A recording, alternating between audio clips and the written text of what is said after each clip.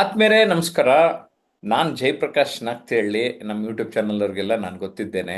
ಇವತ್ತು ನಾನು ಮಹಾಚಾರ್ಯ ರವಿಶಂಕರ್ ಜಿ ಅವರ ಬಳಿ ಆಧ್ಯಾತ್ಮಿಕತೆ ಏನು ಹಾಗಂದ್ರೆ ಅಂತಾನೆ ಪ್ರಶ್ನೆ ಕೇಳೋಣ ಅಂತ ಇದ್ದೀನಿ. ಮಹಾಚಾರ್ಯ ರವಿಶಂಕರ್ ಜಿ ಅವರು ನಮ್ಮ ಕನ್ನಡದವರು, ಆದರೆ ಈಗ ಸದ್ಯದಲ್ಲಿ ಪೆನುಕೊಂಡ ಆಂಧ್ರ ಪ್ರದೇಶದಲ್ಲಿದ್ದಾರೆ. ಮಹಾಚಾರ್ಯರನ್ನು ಮಾತಾಡ್ಸೋಣ. ಸರ್, ನಮಸ್ತೆ. ನಮಸ್ಕಾರ ನಮಸ್ಕಾರ.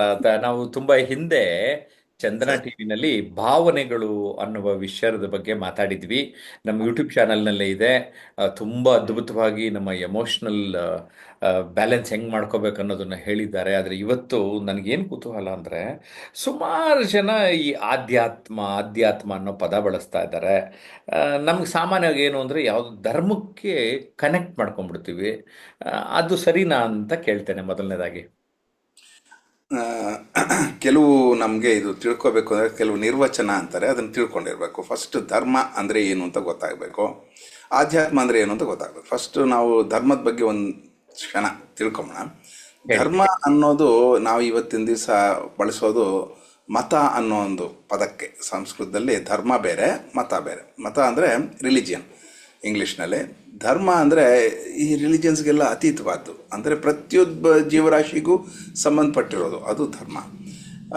ನಮ್ಮ ಮತ ಅಂದರೆ ಅಭಿಮತ, ನಮಗೇನೋ ಒಂದು ಅಭಿಪ್ರಾಯ ಇರುತ್ತಲ್ಲ, ಅದನ್ನು ಮತ ಅಂತೀವಿ. ಒಬ್ಬೊಬ್ಬರಿಗೆ ಇದು. ಆದರೆ ಇದಕ್ಕೆಲ್ಲದಕ್ಕೂ ಬೇಸ್, ಧರ್ಮಕ್ಕೆ ಕೂಡ ಒಂದು ಬೇಸ್ ಇರುತ್ತೆ, ಅಂದರೆ ಒಂದು ಆಧಾರ, ಒಂದು ಪೀಠಿಕೆ. ಏನಪ್ಪ ಅದು ಅಂದರೆ ಆಧ್ಯಾತ್ಮಿಕ ಜೀವನ. ಓಕೆ, ಆಧ್ಯಾತ್ಮಿಕತೆ ಅನ್ನೋದು ಧರ್ಮಕ್ಕೆ ಒಂದು ಬೇಸ್. ಆಧ್ಯಾತ್ಮ ಅಂದ್ರೆ ಅರ್ಥನೇ, ಅದರಲ್ಲಿ ಪದನೇ ಏನ್ ಹೇಳತ್ತೆ ಅಂದ್ರೆ ಅಧಿ ಆತ್ಮ ಅಂತ. ಅಧ್ಯಾತ್ಮ ಅಂತ, ಅಧಿ ಅಂದ್ರೆ ನಮ್ಮ ಯೋಚನೆ, ನಮ್ಮ ಒಂದು ಆಟಿಟ್ಯೂಡ್ ಅಂತೀವಿ ನೋಡಿ ಇಂಗ್ಲಿಷ್ನಲ್ಲಿ, ಆ ಪದ. ಆತ್ಮ ಅಂದ್ರೆ ನಾನು. ಆತ್ಮ ಅಂದ್ರೆ ಸಿಂಪಲ್ ವರ್ಡ್ ಅರ್ಥ, ನಾನು ಅಂದ್ರೆ ನನ್ನ ಆಟಿಟ್ಯೂಡ್ ಅನ್ನೋ. ಓಹೋ. ಇವಾಗ ಯೂಸ್ ಮಾಡ್ತಾ ಇರ್ತೀವಿ, ಆಟಿಟ್ಯೂಡ್ ಅನ್ನೋ ವರ್ಡ್ ತುಂಬಾ ಯೂಸ್ ಮಾಡ್ತಾ ಇರ್ತೀವಿ. ಅಂದ್ರೆ ಹಾ. ನಾನು ಈ ಪ್ರಪಂಚವನ್ನು ಯಾವ ತರಹ ನೋಡ್ತೀನಿ ಅಂತ. ಆ, ಹಾ ಹಾ ಹಾ ಹಾ. ತುಂಬಾ ಈಗ ಚೆನ್ನಾಗಿದೆ. ಸಾಧಾರಣವಾಗಿ ನಾವು ಪ್ರಪಂಚ ಹಿಂಗಿದೆ, ಅವ್ರು ಹಿಂಗಿದ್ದಾರೆ, ಇವ್ರು ಹಿಂಗಿದ್ದಾರೆ ಅಂತ ಹೇಳ್ತಾ ಇರ್ತೀವಿ. ಆದರೆ ನಾನು ಅದನ್ನ ಹೆಂಗ್ ನೋಡ್ತಾ ಇದ್ದೀನಿ, ನನ್ನ ದೃಷ್ಟಿಯಲ್ಲಿ ಏನ್ ಕಾಣ್ತಾ ಇದೆ. ಓ, ನಾವು ಇದು ದೃಷ್ಟಿಕೋನ ಅನ್ನೋ ಪದ ಬಳಸ್ತಾ ಇರ್ತೇವೆ. ಅಷ್ಟು ದೃಷ್ಟಿ ಬದಲಾದರೆ ದೃಶ್ಯ ಬದಲಾದೀತು ಅಂತೀವಿ. ಇವೆಲ್ಲ ನಿಮ್ಮ ಮಾತುಗಳನ್ನು ಕೇಳ್ತಾ ಇದ್ರೆ ಆ, ತುಂಬಾ ಸ್ಪಷ್ಟವಾಗಿ ನೀವು ತಿಳಿಸಿದ್ರಿ. ಸರ್, ಇನ್ನೊಂದು ಈ ಆಧ್ಯಾತ್ಮ, ನಾನು ಕೆಲವರು ಕೇಳ್ತಾ ಇದ್ದೆ, 50 ವರ್ಷ ಆದ್ಮೇಲೆ ಅವೆಲ್ಲ ಆಧ್ಯಾತ್ಮ ಅಂದ್ರೆ ಅಂತ. ಸರ್, ನಿಜಕ್ಕೂ ಯಾವ ವಯಸ್ಸು ಇದು? ಯಾವ ವಯಸ್ಸಿಗೆ ಬೇಕು ಅಂತ? ಈಗ ನಿಮ್ಗೆ ಬೇಸೆ ಅರ್ಥ ಆದ್ಮೇಲೆ ನಿಮ್ಗೆ ತುಂಬಾ ಸುಲಭವಾಗಿ ಗೊತ್ತಾಗ್ಬಿಡುತ್ತೆ. ಇವಾಗ ಹಾ. ನಮ್ಮ ದೃಷ್ಟಿಕೋನ ಅನ್ನೋದು ಯಾವಾಗ ಶುರು ಆಗತ್ತೆ? ಎಲ್ಲ 50 ಆದ್ಮೇಲೆ ಶುರು ಆಗತ್ತ. ಇಲ್ಲ ಸರ್, ನಾವು ಓದ್ತಾ ಇರ್ಬೇಕಾದ್ರೆ ಯಾವ್ದೋ ಒಂದು ಟೈಮ್ ನಲ್ಲಿ ನಾವು ಇನ್ನೊಂದ್ ಸ್ವಲ್ಪ ಬುದ್ಧಿವಂತರು ಅಂತ ಅನ್ಸ್ಕೊಳಕ್ ಶುರು ಮಾಡ್ತೀವಿ. ಹೌದು. ನನಗೆ ತಿಳುವಳಿಕೆ ಬಂದಿದೆ ಅಂತ ಅನ್ಕೊಂತೀವಿ. ಇಲ್ದೇ ಇದ್ರೆ ಮಕ್ಕಿಕ ಮಕ್ಕಿ ಅಪ್ಪ ಹೇಳಿದ್ದು, ಟೀಚರ್ ಹೇಳಿದ್ದು, ಸುಮ್ನೆ ಸ್ಕೂಲ್ಗೆ ಹೋಗೋದು, ಪಾಠ ಬರೆಯೋದು, ಅದೇನಂತೀವಿ ನಾವು, ಉರು ಹೊಡಿಯೋದು ಎಲ್ಲ ಮಾಡ್ತಾ ಇರ್ತೀವಿ. ನಮಗೆ ನಿಜವಾದ ಅರಿವು ಅಂತ ಬಂದಾಗ ಅಂತ ನನ್ಗನ್ಸುತ್ತೆ ಸರ್. ತುಂಬಾ ಚೆನ್ನಾಗಿ. ಅರಿವು ಅಂದ್ರೆ ನಾನು ಅನ್ನೋನೊಬ್ಬನಿದ್ದೀನಿ ಅಂತ. Correct, correct. ನಾನು ಯಾರೇ ನಾನು, ನಾನು ಹ್ಮ್. ಯಾರು ಅಂತ ಒಂದು ಕ್ವಶನ್ ಅಲ್ಲಿಂದ ಶುರು ಆಗುತ್ತೆ ಆಧ್ಯಾತ್ಮ ಅನ್ನೋದು. ಇಲ್ಲದೇ ಇದ್ರೆ ನಾವು ಸಿಂಪ್ಲಿ ಅಪ್ಪ ಅಮ್ಮ ತಿಂಡಿ ಇದು ಆಯ್ತು ಅಂತ ಆ ಪ್ರಪಂಚ ನೋಡೋದ್ರಲ್ಲೇ ನಮ್ಮ ಜೀವನ ಪೂರ್ಣವಾಗಿ ಅದರಲ್ಲೇ ಸಮಯ ಎಲ್ಲ ಕಳೆದೋಗ್ತಾ ಇರುತ್ತೆ. ಯಾವಾಗಲೂ ಒಂದ್ಸಲ ನಮಗೆ ಒಂದು ಅನುಭವ ಯಾವಾಗಲಾದರೂ ಆಗತ್ತೆ. ಏನಂತ, ಯಾಕೆ ನಾನು ಹಿಂಗೆ ಆಗ್ತಾಯಿದೆ, ನನಗೆ ಯಾಕೆ ಬಂತು ತೊಂದರೆ, ನಾನು ಏನು ಮಾಡ್ತಾ ಇದ್ದೀನಿ, ನನ್ನ ಉದ್ದೇಶ ಏನು, ನನಗೇನು ಆಗಬೇಕಾಗಿದೆ, ನಾನು ನಾನು ನಾನು ಅನ್ನೋ ಪ್ರಶ್ನೆ ಬಂತು ನೋಡಿ. ಅದು ಆಧ್ಯಾತ್ಮದ ಏನೋ ಮೊದಲನೇ ಹೆಜ್ಜೆ ಅಂತ ಹೇಳ್ಬೋದು. ಇಲ್ನೇ ನನಗೊಂದು ಏನಂದ್ರೆ, ನಾನು ಅಂದ್ರೆ ಅಹಂ ಅಂತ ಅನ್ಕೊಂಬಿಡಲ್ವಾ ಅಂತ ಒಂದು ಡೌಟ್ ಇದೆ. ಆಮೆ ಅಹಂ ಅಂದ್ರು ಆತ್ಮ ಅಂದ್ರು ಒಂದೇ. ಆದರೆ ಹಾ. ನಾನು ಇಷ್ಟೇ, ನಾನು ಇದೇ, ನಾನು ಇಷ್ಟಿಗಿಂತ ಇನ್ನೊಂದು ಇಲ್ಲ, ನಂಗೆ ಸಾಧ್ಯ ಇಲ್ಲ, ಯಾಕೆಂದರೆ ನಾನು ಆಲ್ರೆಡಿ ಇದೇ ಆಗಿದ್ದೀನಿ ಅಂತ ಒಂದು ಹಿಡಿತದಲ್ಲಿ ಸಿಕ್ಕಾಕೋತೀವಲ್ಲ, ಅದು ಅಹಂಕಾರ ಆಗತ್ತೆ. ಅಹಂ ಬೇರೆ, ಅಹಂಕಾರ ಬೇರೆ. ಅಹಂಕಾರ ಅಂದರೆ ಅಹಂಗೆ ಒಂದು ಆಕಾರ ಕೊಡೋದು. ನನಗೆ ಯಾವುದೂ ಆಕಾರ ಇಲ್ಲ, ನಾನು ಸಿಂಪ್ಲಿ ನಾನು ಅಷ್ಟೇ. ನೀವಂದರೂ ನಾನೇ ಅಂತೀರ, ನಾನಂದರೂ ನಾನೇ ಅಂತೀನಿ, ಯಾರು ಕೇಳಿದ್ರು ನಾನು ಅಂತೀವಿ. ಆದರೆ ನಾನು ಇಂತಹವನು ಅಂತ, ಅಂದರೆ ನಾನು ಇದು, ಈ ಶರೀರ ನಾನು ಕಾಣಿಸ್ತಾ ಇದ್ದೀನಲ್ಲ ಇದು ಅಂತ, ಅದು ಓನ್ಲಿ ಇಮೇಜ್. ಆದರೆ ನಾನು ಬೇರೆ. ಆದರೆ ನಾನು ಯಾರು, ಇದಲ್ವಲ್ಲ, ಯಾರು ನಾನು ಅನ್ನೋ ಒಂದು ಚಿಂತನೆ ಶುರು ಆಗುತ್ತಲ್ಲ, ಅದು ಆಧ್ಯಾತ್ಮಿಕತೆ. ನನಗೆ ನಾನು ಯಾರು ಅಂದ ತಕ್ಷಣ ರಾಮಕೃಷ್ಣ ಪರಮಹಂಸರು, ರಮಣ ಮಹರ್ಷಿಗಳ ವಿಚಾರಗಳನ್ನು ಓದ್ತಾ ಇದ್ದಾಗ ಇವರಿಬ್ರು ನೀವು ನಾನು ಯಾರು ಎಂದು ಕೇಳಿಕೊಳ್ಳಿ ನಿಮಗೆ ಅರ್ಥ ಆಗುತ್ತದೆ ಅಂತ ಹೇಳಿದ್ದನ್ನ ನಾನು ಗಮನಿಸಿದ್ದೇನೆ. 100% ಹೌದು. ಯಾವಾಗಲೂ ಅಲ್ವಾ? ಅಷ್ಟೇ. ನನ್ನನ್ನು ನಾನು ತಿಳ್ಕೊಳ್ತೀರಾ, ಪ್ರಪಂಚವನ್ನು ತಿಳ್ಕೊಳಕ್ ಹೊರಟಿದ್ದೀನಿ ನೋಡಿ, ಎಷ್ಟು ತಮಾಷೆ ಆಗಿದೆ.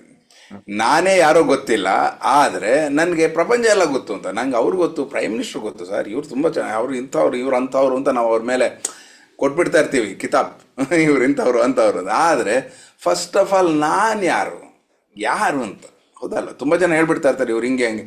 ಸರಿ, ಹೇಳೋದಕ್ಕೆ ನೀನು ಯಾರು? ನಿನ್ಗೆ ಎಲ್ಲಿಂದ ಬಂತು ಈ ಯೋಚನೆ? ಎಲ್ಲಿಂದ ಹುಟ್ಕೊಂಡ್ ಬರ್ತಾ ಇದೆ? ಯಾವುದಿದು? ಇದನ್ನ ತಿಳ್ಕೊಳ್ಳೋದು ಈ ಮಾರ್ಗ ಅಂದರೆ ಅಂತರಂಗ ಪ್ರಯಾಣ ಅಂತೀವಿ. ಈ ಅಂತರಂಗ ಪ್ರಯಾಣನೇ ಆಧ್ಯಾತ್ಮ ಮಾರ್ಗ. ತುಂಬಾ ಚೆನ್ನಾಗಿ ಹೇಳಿದ್ರಿ.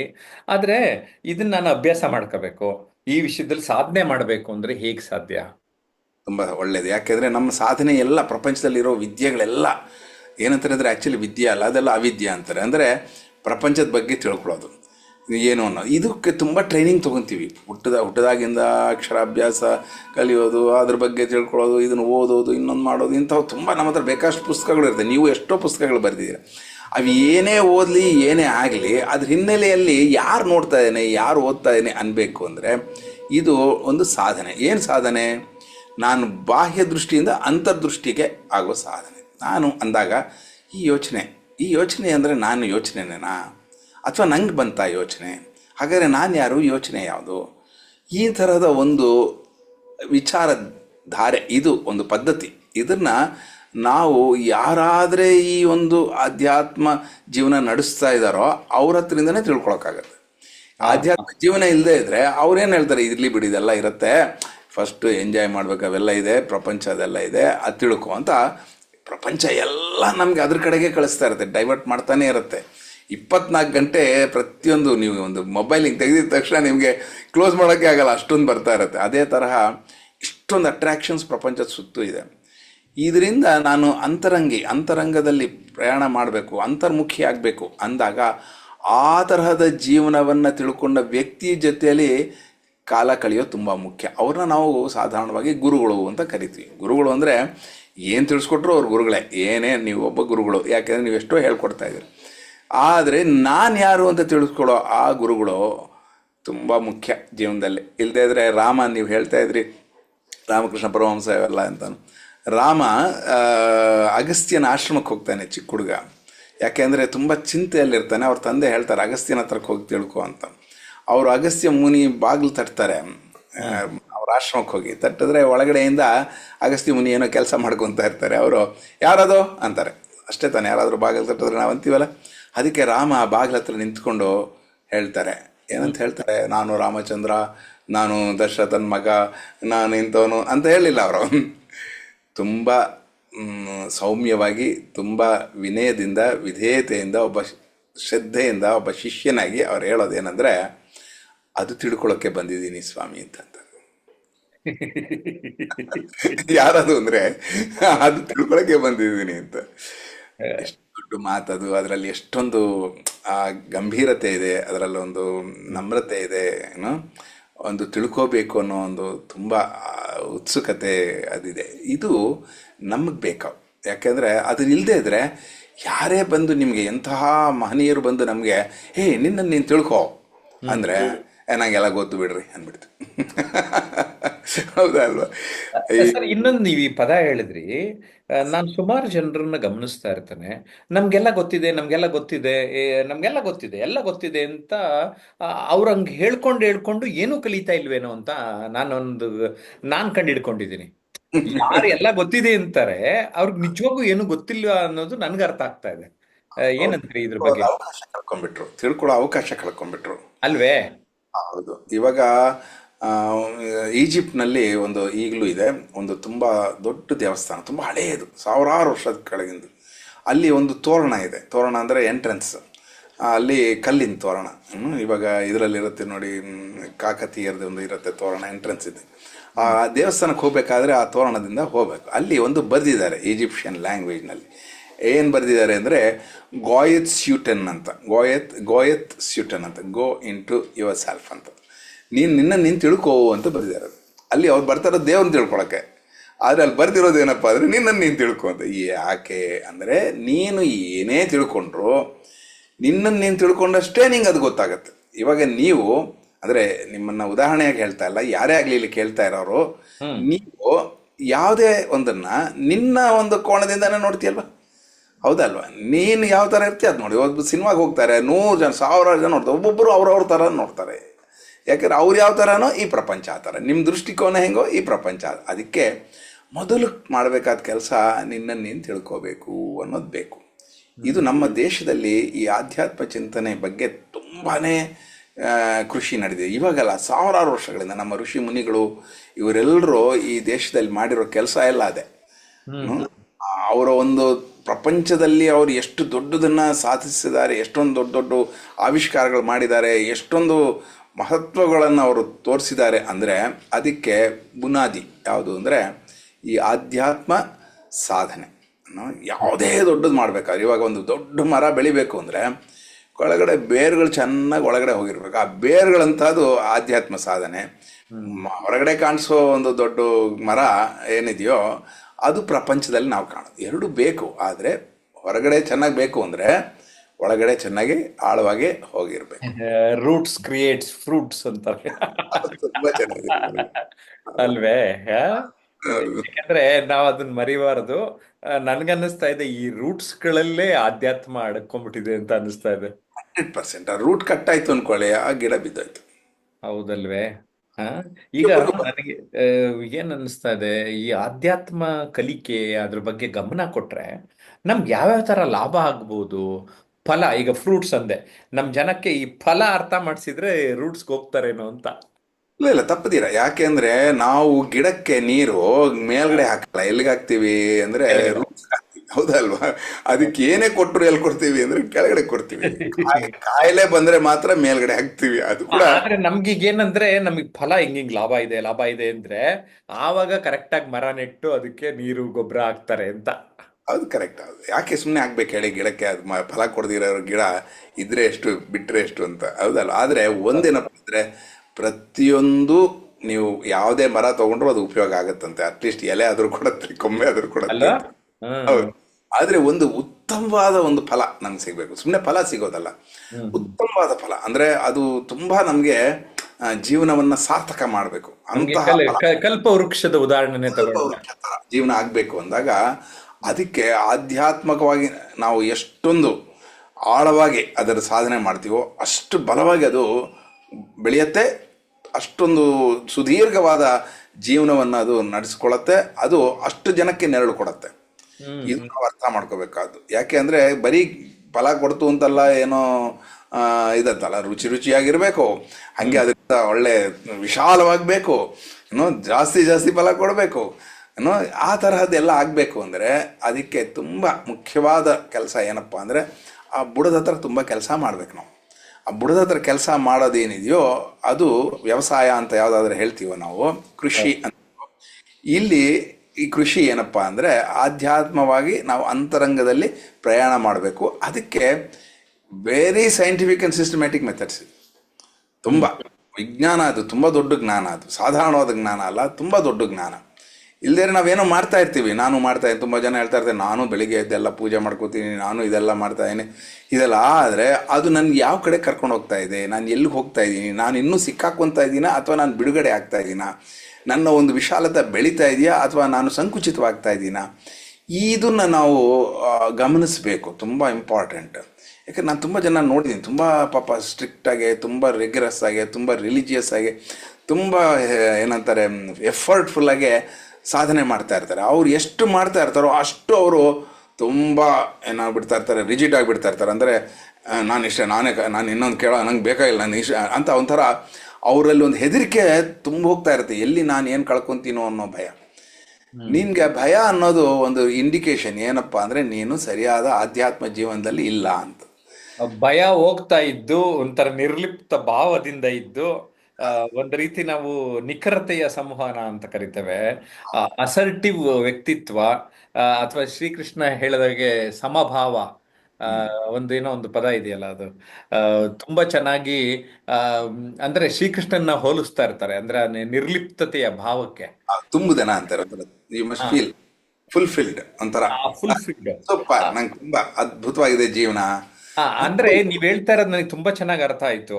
ನಾವು ಕಲಿತಾ ಇರಬೇಕು, ಅದನ್ನ ಜೀವನದಲ್ಲಿ ಅಳವಡಿಸ್ಕೊತಾ ಇರಬೇಕು. ಅಳವಡಿಸ್ಕೊಳ್ತಾ ನಮ್ಮ ಮುಖ ಗಂಟಿಕ್ಕಿದ್ರೆ ಅದು ಮುಗುಳ್ನಗೆ ಕಡೆಗೆ ಹೋಗ್ಬೇಕು. ಅರ್ಥ ತುಂಬಾ ಅದು ಇಂಡಿಕೇಶನ್ಸ್ ಅವೆಲ್ಲ ಏನಪ್ಪಾ ಅಂದ್ರೆ ಆ, ಜೀವನ ಆಧ್ಯಾತ್ಮಿಕವಾಗಿ ಸ್ಥಿರವಾಗಿದೆ ಅನ್ನೋದಕ್ಕೆ ಇಂಡಿಕೇಶನ್. ಓಕೆ, ಅದು ಗೊತ್ತಾಗ್ಬಿಡುತ್ತೆ. Face is the index of mind ಅಂತಾರಲ್ಲ. ಆ ಸರ್, ಥರ. ಅದಷ್ಟೇ ಅಲ್ಲದೆ ನಾವು ಬದುಕನ್ನ ನೀವು ಹೇಳಿದ್ರಿ ನೋಡೋ ದೃಷ್ಟಿ ಚೇಂಜ್ ಆಗ್ಬಿಟ್ರೆ ಇಡೀ ಪ್ರಪಂಚನೇ ನಮ್ದು ಅನ್ಸಕ್ ಶುರು ಆಗ್ಬಿಡುತ್ತಲ್ವಾ? ಹೌದು. ನಾವು ದೃಷ್ಟಿ ಚೇಂಜ್ ಮಾಡಬೇಕು ಅಂತ ನಾವು ಎಕ್ಸ್ಟರ್ನಲ್ ಆಗೇ ಹೇಳ್ಕೊಡ್ತಾ ಇದ್ದೀವಿ. ಅಂದ್ರೆ ಏನು, ಹಿಂಗೆ ನೋಡಬೇಡ, ಹಿಂಗೆ ನೋಡು, ಹಂಗೆ ಅನ್ಕೋಬೇಡ, ಹಿಂಗೆ ಅನ್ಕೋ, ಇದನ್ನ ನಾವು ಪಾಸಿಟಿವ್ ಮಾಡಿ ನೆಗೆಟಿವ್ ಇಂದ ಇವೆಲ್ಲ ಅನ್ತಾ ಇದ್ದೀವಿ. ಆದರೆ ನೀವು ನೆಗೆಟಿವ್ ಇಂದ ಪಾಸಿಟಿವ್ ಹೋಗ್ಬೇಕಾದ್ರೂ, ಪಾಸಿಟಿವ್ನಲ್ಲೇ ಇರಬೇಕಾದ್ರೂ, ನೀವು ಏನು ಮಾಡಬೇಕಾದ್ರೂ ಫಸ್ಟ್ ನಾವು ತಿಳ್ಕೊಬೇಕಾದ ಝೀರೋ ಝೀರೋ.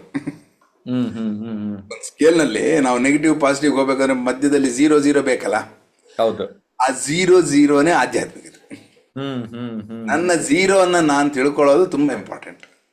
ನನ್ನ ಝೀರೋನ ನಾನು ತಿಳ್ಕೊಳ್ಳೋದು ಇಲ್ಲದೆ ಇದ್ರೆ ನೀವು ಎಷ್ಟು ಪಾಸಿಟಿವ್ ಆಗಿ ಹೋಗ್ಬೇಕು ಅಂತ ಎಷ್ಟು ಹೇಳ್ಕೊಟ್ರು ಅದ್ರ ಹಿಂದೆ ಈಕ್ವಲ್ ಆಗಿ ನೆಗೆಟಿವ್ ಬೆಳೀತಾ ಇರುತ್ತೆ.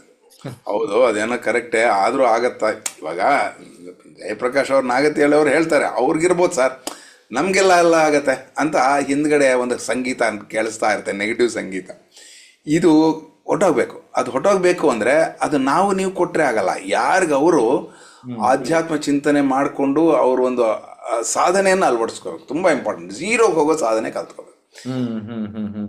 ಅಂದ್ರೆ ಸಕಾರಾತ್ಮಕ ಭಾವನೆಯನ್ನ ಮೂಡಿಸ್ತಾ ನಮ್ಮ ಬದುಕಿನಲ್ಲೇ ಪರಿವರ್ತನೆಯ ದಾರಿಗೆ ಹಾದಿಗೆ ಕೊಂಡೊಯ್ಯುತ್ತೆ ಅಂತ ನನಗೆ ಅರ್ಥ ಆಯ್ತು ನಿಮ್ಮ ಮಾತುಗಳಿಂದ. ಆ, 100%. ಈಗ ಇಂಗ್ಲಿಷ್ನಲ್ಲಿ ಸ್ಪಿರಿಚುವಲ್ ಅಂತ ಕರಿತೇವೆ. ಆ ಇಂಗ್ಲಿಷ್ ಸ್ಪಿರಿಚುವಲ್ಲು ನಮ್ಮ ಕನ್ನಡದ ಆಧ್ಯಾತ್ಮ ಇವೆರಡು ಒಂದೇನಾ? ಒಂಥರ ಸ್ವಲ್ಪ ಹತ್ರ ಹತ್ರ. ಯಾಕೆ ಅಂದರೆ ನಮ್ಮ ಕನ್ನಡದಲ್ಲಿ ಅಂದರೆ ಸಂಸ್ಕೃತ ಬೇಸ್ಡ್ ಇದು. ಇದಕ್ಕೆ ನಾವು ಏನಾದರೆ ಪದಗಳು ಯೂಸ್ ಮಾಡ್ತೀವೋ ಅದಕ್ಕೆ ಈಕ್ವಲ್ ಆಗೇ ಇಂಗ್ಲೀಷ್ನಲ್ಲಿ ಸಿಗೋದಕ್ಕೆ ಕಷ್ಟ. ಯಾಕೆಂದರೆ ಆ ಒಂದು ಕಲ್ಚರ್ ಅಂದರೆ ಆ ಸಂಸ್ಕೃತಿ ಇದೆಯಲ್ಲ, ಅದು ಈ ಬೇಸಿಂದ ಬಂದಿಲ್ಲ. ಹ್ಮ್. ನಮ್ಗೆ ಈಕ್ವಲ್ ವರ್ಡ್ ಸಿಗಲ್ಲ. ಹ್ಮ್ ಇವಾಗ ನಾವು ಒಂದು ಆರ್ದ್ರತೆ ಅನ್ನೋ ಒಂದು ಪದ ಉಪಯೋಗಿಸ್ತೀವಿ ಅನ್ಕೊಳ್ಳೆ, ಅದನ್ನ ನಾವು ಇಂಗ್ಲಿಷ್ನಲ್ಲಿ ಹುಡುಕಿದ್ರೆ ಸಮಥಿಂಗ್ ಹ್ಯುಮಿಲಿಟಿ ಅಂತ ವರ್ಡ್ಸ್ ಬರುತ್ತೆ. ಬಟ್ ಅದಷ್ಟು ಮ್ಯಾಚ್ ಆಗಲ್ಲ. ಮ್ಯಾಚ್ ಆಗಬೇಕು ಅಂದ್ರೆ ಇದು ತುಂಬ ಗಂಭೀರವಾಗಿರುತ್ತೆ, ಪೂರ್ಣವಾಗಿರುತ್ತೆ. ಇದು ಒಂಥರ ತುಂಬಿದ ಕೊಡೋ ಥರ. ಆ ತರಹ ಇದರಲ್ಲೂ ನೀರು ಇರುತ್ತೆ. ಅದರಲ್ಲಿ ಆ ಸ್ಪಿರಿಚುಯಾಲಿಟಿ ಅನ್ನೋದ್ರಲ್ಲೂ ಜ್ಞಾನ ಇದೆ, ಅರ್ಥ ಇದೆ. ಆದರೆ ಒಂದು ವೆರಿ ಕ್ಲೋಸ್ ವರ್ಡ್ ಅದು. ಯಾಕಂದರೆ ಸ್ಪಿರಿಟ್ ಅಂದರೆ ಸಾಧಾರಣವಾಗಿ ಆ ಒಂದು ಕಲ್ಚರ್ನಲ್ಲಿ ಅರ್ಥ ಮಾಡ್ಕೊಳ್ಳೋದು ಏನಪ್ಪ ಅಂದರೆ ಆತ್ಮ ಅಂತ. ಹ್ಮ್ ಆದ್ರೆ ನಮ್ಮ ಇದರಲ್ಲಿ ಸ್ಪಿರಿಟ್ ಅಂದ್ರೆ ಆತ್ಮ ಅಲ್ಲ, ಪ್ರೇತ. ಸೊ ಆತ್ಮ ಅಂದಾಗ ಇದರಲ್ಲಿ ವರ್ಡ್ ತುಂಬಾ ಗಂಭೀರವಾದ, ತುಂಬಾ ಏನಂತಾರೆ, ಸ್ಟಡಿ ಆಗಿರೋದು. ಇದು ನಾಶವಿಲ್ಲದ್ದು. ಏನೋ ಅಂತಹ ಆತ್ಮ ಅನ್ನೋ ಒಂದು ನಮ್ಗೆ ಅರಿವಿಕೆ ಬಂದಾಗ ಅದು ಆಧ್ಯಾತ್ಮಿಕತೆ ಆಗತ್ತೆ. ಅದಕ್ಕೆ spirituality is very close, correct ಅನ್ನೋ. ಅದಕ್ಕೆ ನಾನು ಇನ್ನು ಬೇರೆ ಪದಗಳು ಯಾವ್ದು ಯೂಸ್ ಮಾಡಿದ್ರು ಇದು ಸ್ವಲ್ಪ ಏನಂತೆ ಕನ್ಫ್ಯೂಷನ್ ಶುರು ಆಗುತ್ತೆ. ಅದಕ್ಕೋಸ್ಕರ ಹತ್ತಿರದ ಪದ ಆಗಿರೋದ್ರಿಂದ ಅದನ್ನ ಬಳಸ್ಬಿಡೋಣ. ಆ, ಈಗ ಪ್ರೇರಣೆ, ಪ್ರೇರಕ ಶಕ್ತಿ ಅನ್ನುವ ಪದ ಬಳಸ್ತಾ ಇರ್ತವೆ. ಈ ಪ್ರೇರಣೆಗೂ ಆಧ್ಯಾತ್ಮಕ್ಕೂ ಯಾವ ರೀತಿಯ ಸಂಬಂಧ ಇದೆ? ತುಂಬ ಒಳ್ಳೆ ಕ್ವಶನ್ ಸರ್. ಇದು ತುಂಬ ಇಂಪಾರ್ಟೆಂಟ್ ಎಲ್ರಿಗೂ. ಯಾಕೆಂದರೆ ಪ್ರತಿಯೊಬ್ಬರಿಗೂ ಒಂದು ಪ್ರೇರಣೆ ಬೇಕು, ಮೋಟಿವೇಶನ್ ಬೇಕು. ಅದು ಸಾಧಾರಣವಾಗಿ ನಾವು ಹೊರಗಡೆ ಹುಡುಕ್ತಾ ಇರ್ತೀವಿ. ಯಾರಾದರೂ ನಾನು ಮೋಟಿವೇಟ್ ಮಾಡೋರು ಬೇಕು, ನಂಗೆ ಇನ್ಸ್ಪೈರ್ ಮಾಡೋರು ಬೇಕು, ನನಗೆ ಮಾರ್ಗದರ್ಶನ ಕೊಡೋರು ಬೇಕು ಅಂತ ನೋಡ್ತಾ ಇರ್ತೀವಿ. ಕರೆಕ್ಟ್ ಅನ್ನೋ ತುಂಬ ಇಂಪಾರ್ಟೆಂಟ್. ಇವಾಗ ಹೇಳಿದ್ನಲ್ಲ, ರಾಮನು ಹುಡುಕೊಂಡು ಹೋಗಿದ್ರು ಅಗಸ್ತ್ಯರ ಹತ್ರ. ಅಥವಾ ರಾಮನ್ಗೆ ಸಾವಿರಾರು ಕ್ವಶನ್ಸ್, 1000 ಕ್ವಶನ್ಸ್ ಇತ್ತು. ಎಲ್ರಿಗೂ ಅಷ್ಟು ಇರಲ್ಲ ಕ್ವಶನ್ಸ್, ಹೌದಲ್ವ? ಅಂತ 1000 ಕ್ವಶನಿಂದ ರಾಮ ಚಿಂತೆಯಿಂದ ಕೂತ್ಕೊಂಡ್ಬಿಟ್ಟಿದ್ದ. ಚಿಕ್ಕವನು, ಈ ವಾಸ್ ಹಾರ್ಡ್ಲಿ 10-12 ಇಯರ್ಸ್ ಅಷ್ಟೇ. ಅದಕ್ಕೆ ದಶರಥ ಏನು ಮಾಡಬೇಕು ಅಂತ ಹೇಳಿದ್ರೆ, ವಿಶ್ವಾಮಿತ್ರರು ಬಂದು ಅವರು ನೋಡಿ, ನಾನು ಆನ್ಸರ್ ಮಾಡೋಕ್ಕಾಗಲ್ಲ, ನಮ್ಮ ಗುರುಗಳು ಬರ್ತಾರೆ ಅಂತ ಹೇಳಿ ಅವರು ವಸಿಷ್ಠರನ್ನು ಕಳಿಸ್ಕೊಡ್ತಾರೆ. ವಸಿಷ್ಠರು ಬಂದು ರಾಮನ್ನ ಕೇಳ್ತಾರೆ, ಏನಪ್ಪ ಏನು ಅಂದರೆ ಕ್ವಶನ್ಸ್ ಕೇಳ್ತಾನೆ. 1000 ಕ್ವಶನ್ಸ್ಗೆ ಅವರು 30,000 ಆನ್ಸರ್ಸ್ ಕೊಡ್ತಾರೆ. ಅದೇ ಯೋಗ ವಾಸಿಷ್ಠ ಅಂತ. ಯೋಗ ವಾಸಿಷ್ಠ ಅನ್ನೋದು ಈ ಆಧ್ಯಾತ್ಮ ಚಿಂತನೆಯಲ್ಲಿ ತುಂಬ ಸ್ಟ್ಯಾಂಡರ್ಡ್ ಟೆಕ್ಸ್ಟ್ ಅದು. ಅಂದರೆ ನಮಗೆ ಬರೋ ಎಷ್ಟೋ ಕ್ವಶನ್ಸ್ ಇರುತ್ತೆ, ನಮ್ಗೆ ಬರೋಲ್ಲ ಕೂಡ, ಎಷ್ಟೋ ಕ್ವಶನ್ಸ್ ಬರೋಲ್ಲ, ಆ ಕ್ವಶನ್ಸ್ ಕೂಡ ಅದರಲ್ಲಿದೆ. ಆ ತರಹದ ಒಂದು ಪ್ರಶ್ನೆಗಳಿಗೆ ಒಂದು ಉತ್ತರ ಕೊಡುವಂಥದ್ದು ಆ ಪುಸ್ತಕ ಯಾವುದು, ಯೋಗ ವಾಸಿಷ್ಠ ಅನ್ನೋದು. ಸೊ ಇಲ್ಲಿ ಏನಪ್ಪ ಅಂದರೆ ನಮಗೆ ಮೋಟಿವೇಶನ್, ಈ ಮೋಟಿವೇಶನಲ್ಲಿ ಏನಿದೆ ಮೋಟಿವೇಶನ್ನು ಅಂದರೆ ನೀನು ಯಾರು ತಿಳ್ಕೊ ಅಂತ. ಮೋಟಿವೇಶನ್ ಕೊಟ್ಟರು, ಎಲ್ಲಿ ತನಕ ಮೋಟಿವೇಶನ್ ಕೊಟ್ಟರು ಅಂದರೆ ಗುರುಗಳು, ನೀನು ಪರಮಾತ್ಮನೇ ಅಂತ, ನೀನು ದೇವರೇ, ನೀನು ಈ ರೂಪ ತಗೊಂಡ್ಬಂದಿದ್ಯಾ. ನಾವು ಅಂತ ಇರ್ತೀವಿ ರಾಮ ದೇವರು ಅಂತ. ರಾಮ ಒಬ್ಬನ ದೇವರಲ್ಲ, ನೀವು ತಿಳ್ಕೊಟ್ರೆ ನೀವು ದೇವರೇ. ಆದರೆ ರಾಮನ್ನ ದೇವರು ಅಂತ ಎಚ್ಚರಗೊಳಿಸಿರೋದು ಗುರುಗಳು. ಆ ಗೊತ್ತಾದ ಮೇಲೆ ಅವ್ರಿಗೆ ಯಾವ ಚಿಂತನೆ ಇಲ್ಲ, ಯಾವುದು ಚಿಂತೆ ಇಲ್ಲ, ಯಾವುದಂತ ಯೋಚನೆ ಇಲ್ಲ, ಮಾಡ್ಕೊಂಡು ಹೋಗೋದಕ್ಕೆ ಕರ್ತವ್ಯಂ ದೈವಮಾನಿಕಂ, ಎದ್ದೇಳು ರಾಮ ಏನೋ ಹೇಳ್ತೇವೆ, ಉತ್ತಿಷ್ಟ ನರಶಾರ್ಧೂಲ ಕರ್ತವ್ಯಂ ದೈವಮಾನಿಕಂ, ಮನುಷ್ಯರಲ್ಲಿ ನೀನು ಶಾರ್ಧೂಲ ಅಂದರೆ ಹುಲಿ, ಎದ್ದೇಳೋ ಅಂತ ಗುರುಗಳು ಎಬ್ಬಿಸ್ತಾರೆ. ಇದು ಒಂದು ಮೋಟಿವೇಶನ್. ಇದಕ್ಕೆ ಬೇಸ್ ಏನು ಅಂದರೆ ಅವರ ಒಂದು ಆಧ್ಯಾತ್ಮ ಪ್ರಕಾಶ. ಅದು ಅವರಲ್ಲಿರೋ ಒಂದು ಆಧ್ಯಾತ್ಮ ಪ್ರಕಾಶ ಏನು ಮಾಡ್ತಾ ಇದೆ ಅಂದರೆ ಇವ್ರನ್ನ ಎಬ್ಬಿಸ್ತಾ ಇದೆ. ಇವ್ರೇನು ಎದ್ದೇಳು ಅಂದರೆ ಅರ್ಥ ಏನು, ಇವರು ಕೂಡ ತಿಳ್ಕೊಳ್ಳೋದು ಅಷ್ಟೇ. ಆಗಲಿ ಅವ್ರು ಹೇಳಿದ್ರು ಮಾಡ್ತೀನಿ, ನೀವು ಇದ್ದೀರಿ ಸರ್, ನೀವು ನೋಡ್ಕೊತೀರೋದ್ರಿಂದ ನನಗೆ ನಂಬಿಕೆ ಇದೆ, ನೀವು ಹೇಳಿದಿರಲ್ಲ ನಾನು ಮಾಡೋಕ್ಕಾಗತ್ತೆ ಅಂತ. ಆದರೆ ಅಲ್ಲ ಅಲ್ಲ ಅಲ್ಲ ಅಲ್ಲ ಅದಲ್ಲ, ನೀವು ಹೇಳಿದ್ದಾಯಿತು, ಈಗ ನಾನು ತಿಳ್ಕೊಂಡಿದ್ದೇನೆ, ನನ್ನಲ್ಲಿ ಆ ಒಂದು ಚೈತನ್ಯ ಇದೆ, ನನ್ನಲ್ಲಿ ಆ ಶಕ್ತಿ ಇದೆ, ನಾನು ಮಾಡಬಲ್ಲೆ ಅಂತ. ಅದು motivation. That is a real motivation. ಇದನ್ನ ಇನ್ಸ್ಪಿರೇಷನ್ ಅಂತಾರೆ. Not even motivation, it's inspiration. Inspiration ಅನ್ನೋದ್ರಲ್ಲಿ ಸ್ಫೂರ್ತಿ ಒಳಗಡೆಯಿಂದ ಬಿಟ್ಕೊಂಡ್ಬರೋದು. ಓಕೆ, ಮೋಟಿವೇಶನ್ ಹೊರಗಡೆಯಿಂದ ತಳ್ಳೋದಾದ್ರೆ ಇನ್ಸ್ಪಿರೇಷನ್ ಒಳಗಡೆಯಿಂದ ಬರೋದು. ವಾವ್ ತುಂಬ ಚೆನ್ನಾಗಿ ವ್ಯಾಖ್ಯಾನ ಮಾಡಿದ್ರಿ. ಈಗ ನಾವು ಅನೇಕ ಮೋಟಿವೇಶನಲ್ ಸ್ಪೀಕರ್ಸ್ನ ಗಮನಿಸ್ತಾ ಇರ್ತೇವೆ, ಅವ್ರಗಳಿಗಂತೂ ಇದು ತುಂಬಾನೇ ಅಗತ್ಯ ಇದೆ ಅಲ್ವಾ? ತುಂಬ ಅಗತ್ಯ ಸರ್. ಇಲ್ಲದೆ ಇದ್ರೆ ಏನಾಗತ್ತೆ ಅಂದರೆ ಇದು ಒಂದು ತುಂಬ ಟ್ರಿಕ್ಕಿ ಮೈಂಡ್. ಮನಸ್ಸು ಅನ್ನೋದು ಒಂದು ತುಂಬ ನಮ್ಗೆ ಗೊತ್ತಿಲ್ದಿರೇ ನಾವು ಅದ್ರಲ್ಲಿ ಸಿಕ್ಕಾಕೊಂಡಿರ್ತೀವಿ. ಇವಾಗ ನಾನು ಎಷ್ಟೋ ಜನಕ್ಕೆ ಕೊಡ್ತಾ ಇರ್ತೀನಿ ನಿಂಗೆ ಮಾಡೋಕ್ಕಾಗತ್ತೆ, ನೀನು ಮಾಡ್ತೀಯಾ, ನೀವೆಲ್ಲ ಇದು ಮಾಡ್ತೀರಾ ಅಂತ. ಆದರೆ ಅವ್ರು ಮಾಡ್ತಾ ಇರ್ತಾರೆ. ಆದರೆ ಒಳಗಡೆ ಒಂದು ನಮ್ಮಲ್ಲಿ ಪ್ರಶ್ನೆ ಆಗ್ತಾ ಇರುತ್ತೆ. ನಾವು ಸುಮ್ಮನೆ ಹೇಳ್ತಾ ಇದ್ದೀವಿ, ಅವ್ನಿಗೆ ಆಗದೆ ಇದ್ರು ಹೇಳ್ತಾ ಇದ್ದೀವಿ, ಏನೋ ಒಂದು ಹಂಗೆ ತಳ್ಳಿದ್ರೆ ಅವನೇನೋ ಮಾಡ್ತಾನೆ ಅನ್ನೋ ಒಂದು ಒಳಗಡೆ ಆ ಚಿಂತೆ ಏನು ಮಾಡುತ್ತೆ ಅಂದರೆ ನಮ್ಮನ್ನು ಇದು ಡಿಪ್ರೆಷನ್ ತೊಗೊಂಡವ್ರು ಹೋಗ್ಬಿಡುತ್ತೆ. ಅದಕ್ಕೆ ನಾನು ನೋಡ್ದಂಗೆ ತುಂಬ ಜನ ಮೋಟಿವೇಶನಲ್ ಸ್ಪೀಕರ್ಸು ತುಂಬ ಜನ ನೋಡಿದ್ದೀನಿ. ಅಯಾನ್ ರ್ಯಾಂಡ್ ಇಂಥವೆಲ್ಲ ಕೇಳಿರ್ಬೋದು, ಪ್ರಾಬ್ಲಿ ಇಂಗ್ಲೀಷ್ನಲ್ಲಿ ನೋಡಿರ್ಬೋದು. ಅವರೆಲ್ಲರೂ ದಿ ಕಮಿಟೆಡ್ ಸೂಯಿಸೈಡ್. ವೆರಿ ಇವ್ರು ಎಷ್ಟೋ ಜನಕ್ಕೆ ಮೋಟಿವೇಶನ್ ಕೊಟ್ಟವರು, ಅವರು ನಂಗೆ ಲೈಫ್ ಥರ ಹಿಂಗೆ ಅಂತ ಅವರು ಸೂಯಿಸೈಡ್ ಕಮಿಟ್ ಮಾಡ್ಕೊಳ್ಳೋ ಅಂಥ ಪರಿಸ್ಥಿತಿ ಯಾಕೆ ಬಂತು? ಏನಾದರೂ ದುಡ್ಡು ಗಿಟ್ಟು ಕಳ್ಕೊಂಡು ಅಲ್ಲ, ದೇ ಫೆಲ್ಟ್ ನಾವು ಮಾತಾಡ್ತಾ ಇರೋದೆಲ್ಲ ಬರೀ ಮಾತೆ, ಅದ್ರಲ್ಲಿ ಸತ್ಯ ಇಲ್ಲ ಅಂತ ಅವ್ರಿಗೆ ಅನ್ನಿಸ್ತಾ ಇದೆ. ಅದು ತುಂಬ ದೊಡ್ಡ ಪ್ರಮಾದಕರವಾದ. ಅದಕ್ಕೆ ಮೋಟಿವೇಶನ್ ಕೊಡೋದು ಅನ್ನೋದು, ನೀವು ಒಳ್ಳೆ ಕೆಲಸ ಮಾಡ್ತಾ ಇದ್ದೀರಾ, ತುಂಬ ಜನಕ್ಕೆ ಅದರಿಂದ ಒಳ್ಳೇದಾಗುತ್ತೆ. ಆದರೆ ನಿಮ್ಗೆ ಅದೇನಾಗ್ತಾ ಇದೆ, ನಿಮ್ಗೆ ಅದೇನೋ ಆಗಬೇಕು ಅಂದರೆ ಏನಾಗಬೇಕು ಅಂದರೆ ನೀವು ಇಂಟರ್ನಲ್ ಜರ್ನಿ ಮಾಡಬೇಕು, ನೀವು ತಿಳ್ಕೊಬೇಕು. ನಾನು ಹೇಳ್ತಾ ಇದ್ದೀನಿ ನೋಡಿ ನಾಗತಿಹಳ್ಳಿ ಅವರೇ, ನೀವು ತುಂಬ ಗ್ರೇಟ್ ಲೀಡರ್ ಅಂತ ಹೇಳ್ತಾ ಇದ್ದೀನಿ ಅಂದರೆ ಅದ್ಯಾವುದೋ ನನ್ನಲ್ಲೂ ಗೊತ್ತಿರಬೇಕು. ನನ್ನಲ್ಲಿ ಗೊತ್ತಾಗಬೇಕು ಅಂದರೆ ನಾನು ಸ್ವಲ್ಪ ಅರಿವು ತಂದ್ಕೋಬೇಕು ಅಲ್ವಾ, ನನ್ನಲ್ಲಿ ಒಂದು ಬದಲಾವಣೆ ಬಂದಿರಬೇಕು. ಇದು ನೀವು ಹೇಳ್ತಾ ಇದ್ರಿ ಮೊದಲನಲ್ಲೇ ರಾಮಕೃಷ್ಣ ಪರಮಹಂಸರ ಕತೆ. ಒಬ್ಬ ಹುಡುಗ ಸ್ವೀಟ್ಗೆ ತುಂಬ ಅಭ್ಯಾಸ ಪಟ್ಟು ಸ್ವೀಟ್ ಅಂತ ಇದ್ರೆ ಅವ್ರ ಅಮ್ಮ ಕರ್ಕೊಂಬಂದು ರಾಮಕೃಷ್ಣ ಪರಮಹಂಸರವ್ರಿಗೆ ಒಂದು ಸ್ವಲ್ಪ ಹೇಳಿ ಸರ್ ಅವನು ಬದಲಾಗ್ತಾನೆ ಅಂದರೆ, ಈಗಾಗಲ್ಲ ಮತ್ತೆ ಕರ್ಕೊಂಬ ಅಂತ ಒಂದು ಸ್ವಲ್ಪ ಆದಮೇಲೆ ಒಂದು ದಿವಸ ಮರಿ ಸ್ವೀಟ್ ತಿನ್ಬೇಡಪ್ಪ ಅಂತ ಹೇಳಿದ್ರೆ ಅವನು ಸರಿ ಅಂತ ಬಿಟ್ಬಿಟ್ಟ. ಆ ಮಾತು ಮೊದಲನೇ ಸಲನೇ ಹೇಳ್ಬೋದಾಯ್ತಲ್ಲ, ಇಷ್ಟು ಸಲ ಯಾಕೆ ತಿರ್ಸಿದ್ರಿ ಅಂದರೆ ನನಗೂ ಆ ಚಪಲ ಇತ್ತು, ನಾನು ಆ ಚಪಲದಿಂದ ಹೊರಗೆ ಬರ್ದಿರ ಅವ್ನಿಗೆ ಹೆಂಗೆ ಹೇಳಿ ಅಂತ. ಅಂದರೆ ಈ ಅಂತರಂಗದಲ್ಲಿ ಬದಲಾವಣೆ ನಾನು ತಂದ್ಕೊಂಡು ಹೇಳೋದು ಅನ್ನೋದು ತುಂಬ important, especially motivational speakers. Okay sir, ಈಗ ಜೀವನದಲ್ಲಿ ಯಾವ ಹಂತದಲ್ಲಿ, ಅಂದರೆ ನಾವು ಬಾಲ್ಯಾವಸ್ಥೆ, ಯೌವನ, ಮಿಡ್ಲ್ ಏಜು, ಆಮೇಲೆ ಸೀನಿಯರ್ ಸಿಟಿಸನ್ ಆಗ್ತೀವಿ, ಯಾವ ಹಂತ ಒಂದು ಕಡೆ ನನಗೆ ಅನುಮಾನ ಇದ್ದರೆ ಯಾವ ಥರ ವ್ಯಕ್ತಿಗಳು ಎಲ್ಲರ ಜೀವನಕ್ಕೂ ಬೇಕಾ? ಯಾಕೆ ತಾವು ತಮ್ಮ ಅನಿಸಿಕೆ ತಿಳಿಸಿ ಸರ್.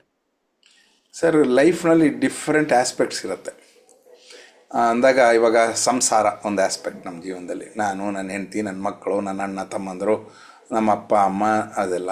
ಇನ್ನೊಂದು ಸೊಸೈಟಿ ಅಂದಾಗ ನನ್ನ ಅಕ್ಕಪಕ್ಕ, ನನ್ನ ಸ್ನೇಹಿತರು, ಅಥವಾ ನನ್ನ ಕೆಲಸದಲ್ಲಿ ನನ್ನ ಜೊತೆಯಲ್ಲಿ ಹುದ್ದೆಯಲ್ಲಿ ಇರೋ ಅಂಥವರು. ಹಾಗೆ ನನಗೆ ಫೈನಾನ್ಷಿಯಲ್ ಆಗಿರುತ್ತೆ, ನನ್ನ ಸಂಪಾದನೆ, ನನಗೆ ಬೇಕಾಗಿರೋ ಕೆಲವು ಅವಶ್ಯಕತೆಗಳು ಎಲ್ಲ ಇರುತ್ತೆ. ಈ ಥರ ನಮ್ಮ ಜೀವನವನ್ನು ನಾವು ನೋಡ್ಕೊತ ಬಂದರೆ ಒಂದೊಂದು ಫೀಲ್ಡ್ನಲ್ಲೂ ನಾವು ಒಂದು ಲೆವೆಲ್ಗೆ ತಲುಪಬೇಕು. ಇಲ್ಲದಿದ್ದರೆ ನಾವು ಅಲ್ಲಿ ಕಷ್ಟಪಡ್ತಾ ಇರ್ತೀವಿ. ಉದಾಹರಣೆಗೆ ನಿಮ್ಮ ಫ್ಯಾಮ್ಲಿ ನಿಮಗೆ ಸಪೋರ್ಟ್ ಮಾಡಲಿಲ್ಲ ಅಂದ್ಕೊಳ್ಳಿ, ನೀವು ಎಷ್ಟೇ ಪ್ರಪಂಚದಲ್ಲಿ ಏನು ಮಾಡಿದ್ರು, ಏನೋ ತೆಲುಗಲ್ಲಿ ಒಂದು ಇದಿದೆ ಗಾದೆ, ಕಾಲಿನಲ್ಲಿ ಚಪ್ಪಲಿ ಒಳಗೆ ಒಂದು ಸಣ್ಣ ಕಲ್ಲು ಸೇರ್ಕೊಂಡ್ಬಿಟ್ರೆ ನೀವು ಎಷ್ಟು ದೂರ ಹೋಗ್ತಾ ಇದ್ರು ಅದು ಹಿಂದ್ಗಡೆ ಇದಾಗ್ತಾ ಇರುತ್ತೆ. ಅಂದರೆ ಕಿವಿ ಒಳಗೆ ಒಂದು ಏನಾದರೂ ಒಂದು ಹುಳ ಸೇರ್ಕೊಂಡ್ಬಿಟ್ರೆ ನಿಮ್ಮನ್ನೇನು ಕೆಲಸ ಮಾಡಲಿ ಸಲ್ಲ, ಹೌದಲ್ವ? ಅದು ಕೊಳಗೊಳಗೊಳ ಅಂತ ಇರುತ್ತೆ. ಆ ತರಹ ನಮ್ಮ ಜೀವನದಲ್ಲಿ ನಮ್ಮ ಫ್ಯಾಮಿಲಿ ಅಥವಾ ನಮ್ಮ ಕುಟುಂಬ, ಹಾಗೆ ನಮ್ಮ ಅಕ್ಕಪಕ್ಕದವರು, ನಮ್ಮ ಕೆಲಸದಲ್ಲಿ ನಮ್ಮ ಜೊತೆಯಲ್ಲಿ ಕೆಲಸ ಮಾಡೋರು, ಇದೆಲ್ಲ ಹಾಗೆ ನಮ್ಮ ಫೈನಾನ್ಷಿಯಲ್ ಸ್ಟೆಬಿಲಿಟಿ ತುಂಬ ಇಂಪಾರ್ಟೆಂಟ್. ಎಷ್ಟೋ ಸಲ ತುಂಬ ಜನ ಎಷ್ಟೋ ದೊಡ್ಡವರು ಫೈನಾನ್ಷಿಯಲಾಗೆ ಒಂದು ಸಲ ಕಳ್ಕೊಂಡಿದ್ದಕ್ಕೆ ಲೈಫೇ ಕಳ್ಕೊಂಡ್ಬಿಟ್ಟಿರ್ತಾರೆ. ಯಾಕಂದರೆ ನಾಟ್ ನೆಸಸರಿ, ಬಟ್ ಇವೆಲ್ಲ ಫೀಲ್ಡ್ಸನ್ನ ನಾವು ಗಮನಿಸಬೇಕು, ಅದನ್ನು ನಾವು ಒಂದು ಸ್ಟೆಬಿಲಿಟಿಗೆ ತೊಗೊಂಬರಬೇಕು, ಅದರಲ್ಲೊಂದು ಕ್ಲಾರಿಟಿ ಬೇಕು. ಅದಕ್ಕೋಸ್ಕರ ಯಾವ್ಯಾವ ಫೀಲ್ಡ್ಗೆ ನಮಗೆ ಯಾವ ತರಹ ಮೋಟಿವೇಶನ್ ಕೊಡೋರು ಅಂದರೆ ಅದಿದ್ದರೆ ಅದು ನಾವು ಗಮನಿಸಿ ಅವರ ಸಹಾಯ ತೊಗೊಂಡ್ರೆ ಒಳ್ಳೆಯದು. ತುಂಬ ಚೆನ್ನಾಗಿ ಹೇಳಿದ್ರಿ. ಒಂದು ಮಾಹಿತಿ ಏನು ಅಂದರೆ, ತೆಲುಗು ಚಾನಲ್, ಟಿ ವಿ ಚಾನಲ್ನಲ್ಲಿ ತಾವು ಬರ್ತಿದ್ದೀರಿ ರೆಗ್ಯುಲರ್ ಆಗಿ ಅಂತ ಗೊತ್ತಾಯಿತು. ಯಾವ ಚಾನಲ್ಲು, ಯಾವ ಟೈಮಿಗೆ ಬರ್ತಾ ಇದ್ದೀರಿ? ಈಗ ನಮ್ಮ ವೀಕ್ಷಕರು ಯಾರಾದರೂ ತೆಲುಗುನಲ್ಲಿ ನೋಡಬೇಕು ಅಂದರೆ ನೋಡಲಿ ಅನ್ನೋ ದೃಷ್ಟಿಯಿಂದ ಮಾಹಿತಿ ಕೊಡಿ. ಮಹಾ ಮ್ಯಾಕ್ಸ್ ಅಂತ, ಅದು ಮಹಾ ನ್ಯೂಸ್ ಅನ್ನೋ ಒಂದು ಚಾನಲ್ ಇದೆ. ಅವರು ಮಹಾ ಮ್ಯಾಕ್ಸ್ ಅಂತ ಒಂದು ಹೊಸ ಚಾನಲ್ ಓಪನ್ ಮಾಡಿದ್ದಾರೆ. ಅದು ಮೇನ್ಲಿ ಫಾರ್ ಎಂಟರ್ಟೈನ್ಮೆಂಟ್ ಚಾನಲ್. ಅದರಲ್ಲಿ ನಂದು ದಿನಾಗಲೂ ಬೆಳಿಗ್ಗೆ 7 ಗಂಟೆಯಿಂದ 7:30 ತನಕ ಒಂದು ಅರ್ಧ ಗಂಟೆ ಬರುತ್ತೆ. ಅದು ತೆಲುಗುನಲ್ಲಿರುತ್ತೆ. ಅದನ್ನು ನಾನು ಇವಾಗ ನನ್ನದೇ ರೈಟ್ಸ್ ಅದರಿಂದ ಅದನ್ನು ನಾನು ಯೂಟ್ಯೂಬ್ ಚಾನಲ್, ನನ್ನ ಚಾನಲ್ನಲ್ಲಿ ಕೂಡ ಅದನ್ನು ಹಾಕಿದ್ದೀನಿ. ಅದರ ಲಿಂಕ್ ನಿಮಗೆ ಕೊಡ್ತೀನಿ. ಅದನ್ನು ಅದ್ರ ಜೊತೆ ಯೂಟ್ಯೂಬ್ ಚಾನಲ್ ಹೆಸರು ರವಿಶಂಕರ್ ಅಂದರೆ ಗೊತ್ತಾಗುತ್ತೆ. ರವಿಶಂಕರ್ ಅಥವಾ ಇನ್ಫ್ಯಾನಿಟಿ ಎಜುಕೇಷನ್ ಅಂತ, INFANITY. Good good. ಸ್ನೇಹಿತರೆ, ನಿಮಗೆ ಗೊತ್ತಿದೆ ನಮ್ಮ ಚಾನಲ್ ಜಯಪ್ರಕಾಶ್ ನಾಗ್ತಿಹಳ್ಳಿ ಮತ್ತು ಟ್ರಾನ್ಸ್ಫಾರ್ಮೇಷನ್ ಅನ್ಲಿಮಿಟೆಡ್ ಎರಡೂ ಚಾನಲ್ನ ಸಬ್ಸ್ಕ್ರೈಬ್ ಮಾಡಿ. ನಾನು ರವಿಶಂಕರ್ ಜಿಯವರು ಬ್ಯುಸಿ ಇದ್ದರು ಕೂಡ ಆವಾಗವಾಗ ನಮ್ಮ ಯೂಟ್ಯೂಬ್ ಚಾನಲ್ಗೂ ಬನ್ನಿ, ಮಾತಾಡಿ ಅಂತ ವಿನಂತಿ ಮಾಡ್ತಾ ಇದ್ದೇನೆ. ಯಾಕೆಂದರೆ ಅವರು ಮೂಲತಃ ಕನ್ನಡದವರು, ನಮ್ಮ ಆತ್ಮೀಯರು. ಧನ್ಯವಾದಗಳು ಸರ್. ಧನ್ಯವಾದಗಳು. ಇವತ್ತಿನ ದಿವಸ ತುಂಬ ಚೆನ್ನಾಗಿ ಒಳ್ಳೆ ಪ್ರಶ್ನೆಗಳು ಹಾಕಿ ಒಳ್ಳೆ ಆನ್ಸರ್ಸು ತಗೊಂಡು ಎಲ್ರಿಗೂ ಒಂದು ಒಳ್ಳೆ ಮೋಟಿವೇಶನ್ ಕೊಡ್ತಾ ಇದ್ದೀರಾ. ನಿಮ್ಮದು your life is A very wonderful life. ನೀವು ಸಕ್ಸಸ್ಫುಲ್ ಆಗಿ ನಿಮ್ಮಿಂದ ಎಷ್ಟೋ ಜನಕ್ಕೆ ಆ ಸಕ್ಸಸ್ ಅನ್ನೋ ಒಂದು ಅನುಭವ ಬರಲಿ ಅಂತ ಕೇಳ್ಕೊತಾ ಇದ್ದೀನಿ. ಧನ್ಯವಾದ ಸರ್, ಧನ್ಯವಾದ.